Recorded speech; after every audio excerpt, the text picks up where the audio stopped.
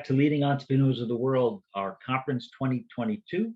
We are going to be joined now in this segment by Cait Brumme. Cait is the CEO of MassChallenge, and she's going to talk about stakeholder capitalism, building businesses that matter. Cait, welcome. Thanks for joining us today. Thanks for having me, Glenn. Really looking forward to this conversation. I know our time is short, so I'll go ahead and get started, but we're hoping to have time for Q&A and a great conversation at the end. All right, as mentioned, I'm Cait Brumme, CEO of MassChallenge, and really excited to be here today to talk about something I'm really passionate about and something we believe is critical for all entrepreneurs today to be at least aware of and we believe also embracing in the art of company building. For a little bit of context, MassChallenge is a global nonprofit. We seek to build a global network of innovators working to solve important problems, and we specifically work with over 600 entrepreneurs a year through our no-cost, no-equity accelerator models. So today, what I want to start with is, first of all, just what is stakeholder capitalism, a little bit on why does it matter, and then getting to the heart of what does it mean for entrepreneurs. So if that's okay, we'll dive in. What is stakeholder capitalism? So stakeholder capitalism is a belief that the purpose of the company is to benefit all stakeholders alongside shareholders. Now, this may sound quite obvious. It's important to think about your employees, your suppliers, your customers, your community partners alongside shareholders, but it is in fact a unique and focused dialogue that's emerged specifically over the past 5 years following a critical statement by the Business Roundtable. What I think is important to note, and one of the first questions that comes up is, well, is this conversation just for social impact companies? Is it only for nonprofits? I'm a for-profit. Does this apply to me? And the answer is yes. What's incredible to see is that some of the largest brands in the world are embracing this notion of stakeholder capitalism as a way to strengthen and reinforce their value to their key stakeholders, as I said, customers, suppliers, community partners, but in a way that reinforces, they believe, and creates long-term economic value also for their investors. This is just a select sample of companies that have been explicit and at the leading edge of this key conversation. What I think is also important to highlight around stakeholder capitalism is the growing evidence of its connection to creating competitive advantage. And so, as we mentioned, this is not repurposed corporate social responsibility, though those who do it well absolutely connect the dots between bringing intention to your stakeholder work and creating positive impact in the world. But in fact, stakeholder capitalism has been tied to reinforcing long-term value for shareholders in a couple of key dimensions that I highlight on the slides. One is on ability to attract capital, particularly with the rise of ESG capitalism and the emphasis on climate risk. There is a growing number of investors that are looking for companies that are explicit about their commitment to stakeholders.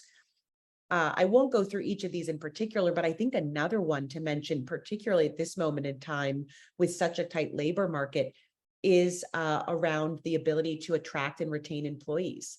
Employees want to work at organizations who have a large and important societal purpose and an explicit commitment to the community, the environment, and to their employees. And so when we think about competitive talent strategies, in particular, we're seeing companies that are leaders in stakeholder capitalism at the top. You know, I think it's important, though, also to highlight before we go into the nuts and bolts that stakeholder capitalism does not promise a panacea. Absolutely, there are complex and context-specific decisions that will be made around what this means in practice. What does it mean to have really positive, productive labor relations? What is the right wages that the business can afford and provide your employees a sustainable lifestyle, for example? these are questions that companies will absolutely have to wrestle with, even as they embrace the notion of stakeholder capitalism. But I think what's important to highlight here is that the belief and the evidence is that over time, the tensions and trade-offs don't exist if you look over the longer term horizon. And this is a quote from Bruce Simpson, senior advisor at McKinsey, who spent significant time both studying this problem and advising companies. So with that sort of table laid, if you would, the what of stakeholder capitalism and the why in terms of its connection to creating meaningful economic value alongside impact for stakeholders is, well, what does this mean for entrepreneurs? And I think that, the classic narrative for entrepreneurs is, I'm just trying to survive. We work at MassChallenge with companies very early days who may have just 2 or 10 employees. And so the idea of doing anything other than testing and validating your first product, getting it into the hands of a first paying customer, growing revenue, and then building the case for scale is a foreign concept. But I think what we would say is for most, for startups that are considering this, is the evidence that taking a long-term perspective and building your stakeholders into your company from the get-go, the evidence that it creates and reinforces long-term value is so positive. We encourage entrepreneurs to take a look at this, to learn about this, and begin to take the baby steps towards building responsible, inclusive, and sustainable companies for the long term. The good news for entrepreneurs is that every startup I know is working to solve an important problem they see in the world. And so if we think of stakeholder capitalism as starting with a commitment to a broader societal purpose and a company's role in bringing that purpose to fruition, the good news is that entrepreneurs are actually ahead of many of the bigger companies out there, because they started with and have DNA, the purpose imprinted on their DNA. So what I encourage entrepreneurs to focus on is just keeping that purpose front and center as you continue to build your company, and really thinking about, where can I avoid vulnerabilities? And I'm going to go into a little more into that. So let's take sort of a very simple framework. Imagine you're an entrepreneur, hopefully you are in the room, that's thinking, yes, I want to build a company that's more sustainable, inclusive, and responsible because it's good for the world and because it's good for my business. But what do I do next? 3 simple steps that we recommend. One is embrace your purpose. The second is get oriented. The third is then get very focused, very focused. So I'm going to take these one by one. Purpose, as I mentioned, is related to a larger societal benefit that your company has. It's often people-centered, potentially about others, about a larger contribution, and rooted in the company's DNA. And in the best case, purpose is highly inspirational. It has the benefit of inspiring you, your leadership team, your employees, your board, your customers, your shareholders, your stakeholders. So first of all, we recommend companies think about this larger societal purpose. We were in conversation last week with MassChallenge alumni Ginger AI, a digital health company who was one of the first leaders in the mental health space. And they were very clear from the get-go, as I said, that their goal was to bring mental health support to everyone who needs it, because they believe that that is what people deserve, and because it makes the world a better place. So crystallize that bigger societal purpose. The second is then just to familiarize yourself with what ESG is. So why ESG? ESG is just an organizing framework for the type of environmental, social, or governance-focused activities that you may commit to as part of your strategy to create both broader impact, as I mentioned, and economic strength. So this is a very simple framework that's been developed by McKinsey, which just lays out the major buckets under environmental, social, and governance that companies can familiarize themselves to just understand, again, what have historically been considered non-financial factors, what those factors are. The second is then to figure out which of these are relevant to you as a business based on the business that you're in and your business model. And then which one, how do you bring it into the art of company building? And this is where we seek to make it much simpler for entrepreneurs. One is, how can you build more inclusive, responsible, sustainable practices into how you do customer discovery? Another way to approach this might be looking at product development and thinking about and making commitments around data equity or data privacy or product access or universal design. A key one, as I'll mention in the next slide, is around hiring and culture, inclusive hiring, inclusive culture from the get-go. And again, what I'll emphasize to entrepreneurs in the audience is not a focus on incorporating ESG into every activity that you take, but rather thinking about, based on the business I'm in and based on what do I want to accomplish in the world, what are the one or two initiatives I can take today that will create positive benefit for my company and positive benefit for my stakeholders. And through some work we've done with, as I mentioned, credited Bruce Simpson earlier, a very simple way for early stage companies to approach this is quite simply to think about and get focused around, where can I avoid creating material risk in the future? And that often starts with culture. So a commitment as an early stage entrepreneur to building a positive culture from the get-go, one that is inclusive and responsible. I think we are well aware of examples of companies that have survived with cultures that have exploded in later stage with sort of meaningful negative impacts. The second is thoughtful about your employees. As you bring employees into your company, are you doing so with a diversity lens? Are you thoughtful about the social contract you have, including the equity packages, and how that builds relationships with your employees?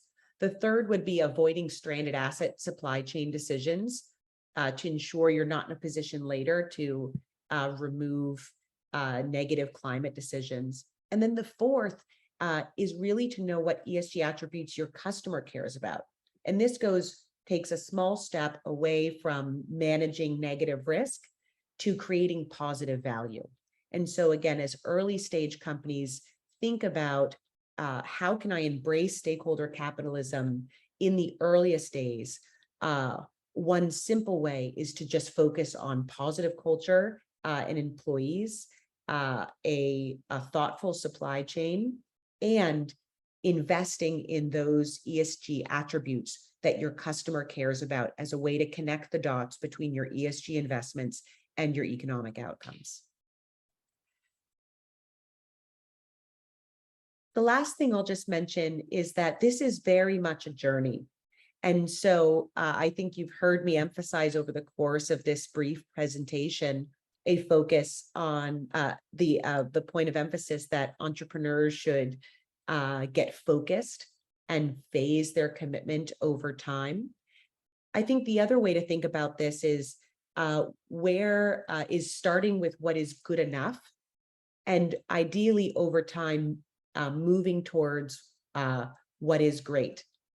And so, let me give an example of that. Airbnb, Brian Chesky, has been outspoken in his commitment to stakeholder capitalism, including put in place over the last 2 years a board committee that's focused on monitoring relationships with their key stakeholder groups, measuring outcomes, and holding the organization accountable to their stakeholder commitments alongside standard board committees like finance, governance, strategy, etc. I would consider that a best-in-class scenario. That's not necessarily where entrepreneurs need to start today. If we rewind the tape to the early days, for example, the goal is really to imprint the purpose into the company's DNA so that it starts to help make informed decisions that are more inclusive of a company's stakeholders alongside shareholders, and ideally inspires the leadership team to pick the one or the two environmental, social, or governance initiatives that make sense for the company, where it is today, and ideally create positive impact for the world as well. So with that, I'll pause, and hopefully we can take some questions as well. Thank you, Cait. Excellent job. Excellent job. Very important topic. Continues to evolve. I remember when the Business Roundtable put out that statement. I guess about at this point, probably three years ago, I think, and it was one of those earth-moving events. Yes. Right. You went from, and it's you could argue it's as simple as swapping out the word share for stake, but what a difference it makes. And it's led for a lot of conversations. I've been at open meetings where people are like, wait a minute, how could you focus on stakeholders when your fiduciary duty is all about returns, right? And it should be for the shareholders, not the stakeholders. But there's a delicate balance, right, that we have to kind of take and try to push forward. And as you said, the societal impact is very, very important. Yeah. And it's important that you mention the question around fiduciary duty, because it's one that often comes up. And I think there's sort of two important things to note. One is that the sort of economic belief around stakeholder capitalism is that it actually contributes to stronger, more durable, long-term financial outcomes. And so this gets to the point that Bruce Simpson had made around over the long term, these goals converge. And so it's in the short term that stakeholder capitalists may say, do you really need to lay off 30% of the workforce and do a share buyback purchase? Or could we invest in reskilling our talent and have a workforce that's, here in the US and ready to help build the next product and generation, right? And there are two important questions to ask, two different pieces of analysis, but I think both have positive shareholder implications, and it just, you have to sort of play that conversation out. The second is that the stakeholder capitalism is not, in fact, that new. It has just come sort of back into vogue, if you would, I think in part because of the extraordinary challenging times and the clear role that business has in creating a stronger society. No, and when you think about people and spending time, a good chunk of people's lives are spent working or at an office or a career, and if you're not able to be able to take what you believe and then bring it to the workforce, sometimes that's gonna adversely affect businesses. Your last comment reminded me of a budget meeting I was in a long time ago, and I remember one of my colleagues, they got to him and his department and they said, I need you to find $100,000 to cut. And his first response back was, why is it always that you're asking me for a cut? How about you give me 100 and see what I can do with it, right? And kind of build that engagement with your employees. When you look at ESG, and it's taken on such a large role in sustainability, you've got investors looking at it, you've got people creating investment theses around it, funds that just specialize in it. Of the three letters, which one do you think sometimes poses the toughest challenge? It's interesting you asked this question. So my assessment is that the practices have matured, starting with G, which I think was sort of the easiest, if you would, at least early on, to get your arms around, and its connection to shareholder value. And so in that way is sort of the safest. It's about more positive risk management. I think as cybersecurity has become such a critical theme in that, it actually, I think, is requires more work and investment, but that one matured first. I think in what it means to be best in class from an environmental stewardship perspective, I think is also much more clearly laid out today than even 5 years ago. And you see that with sort of the race for major corporations to have their net zero commitments in place, for example, and then others moving up the line. So that leaves us with the S. And I think within S, there are at least two categories. There are many, but two that come to mind for me, which we're in early days, I think, of really understanding and committing to at the company level. One is the employees, what it means to have, both a engaging work experience and fair, equitable living wage. And then the second would be your community. And the employees are easier to connect often to the company's economic model. The community is harder. And yet I think so many companies have seen that their permission to live is held by these community stakeholders. And so it absolutely requires investment and commitment. Absolutely. You think of the company you keep and the neighborhood you're in, right? Mm-hmm. If you're whether it's an office or a factory, I mean, you want to be a good citizen, a good community leader. And then talking and hearing all sides of that discussion, I think, would be very, very important. Your other point, I jotted down it. And it's kind of, and it may be the title of a management book or a leadership book, but I couldn't help but think we should all strive from moving from good to great, right? Taking okay, there's risk and I need to manage that, and I have to be very careful. And okay, I'm going to be a good citizen and do that, but don't I want to make an impact? And isn't that really the overarching? Shouldn't that be the overarching goal? Yes. This is I like to end on that point for two reasons. One is entrepreneurs have so much to juggle and to accomplish with so little resources. I think it's really important to be clear that the barrier to participation is low. And so taking a first step, making your best stab at it, even if you don't have a team member or a board member or an external advisor, or even if you're not measuring it yet, right? But the first step is low. And then, as you say, and it's about managing your risk over term. But at the end of the day, we want people to be inspired also by the impact they can have when they do this really well. And by the fact that today it's possible to believe that you can both do it well and create an impact, and in a way that makes your business all the more valuable. And I think that's a really exciting development and discovery over the last couple of years. Absolutely. Well, listen, we're coming up on the bottom here of our half hour. Cait, thanks for joining us today. Fabulous conversation, great presentation. Cait Brumme, CEO of MassChallenge. Thanks for joining Leading Entrepreneurs of the World. We look forward to seeing you in the future. Okay. Glenn, thanks so much for having me and for this conversation. Take care. Take good care. Bye. Thanks.